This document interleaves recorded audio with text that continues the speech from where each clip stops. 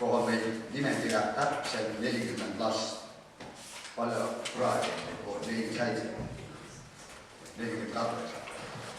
Ja mispärast ma tulen meenuta, aga too pärast, et kõigi klassijuhatajasel on olema üks oma eraldi märkmik, kohe siis pante kirja Määne Lats, kui palju Setovilt kõneleb.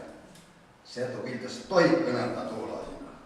Nii et nüüd on asi 180 kraadi tõsipidi, kui oli tuulaiga.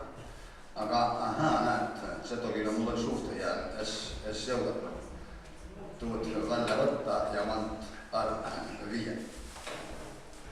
Nüüd aga raadiost. Veloviletsa, aga Aare on siin tollaise kongressi vanemantekogu liikme oli mitu vuure meil arutusel ta teema, et Setokoistel võisi olla oma raadiosaadet.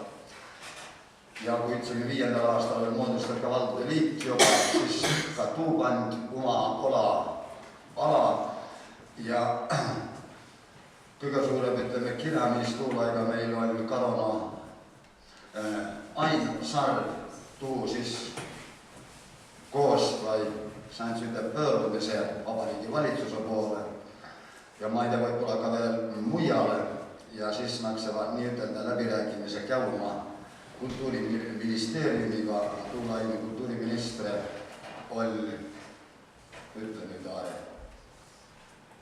Allik.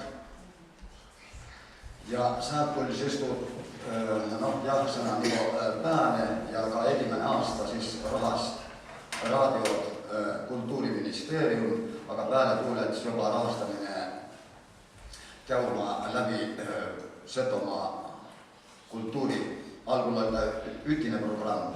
Tuo oli ühtine Setomaa kultuuri rahast, oli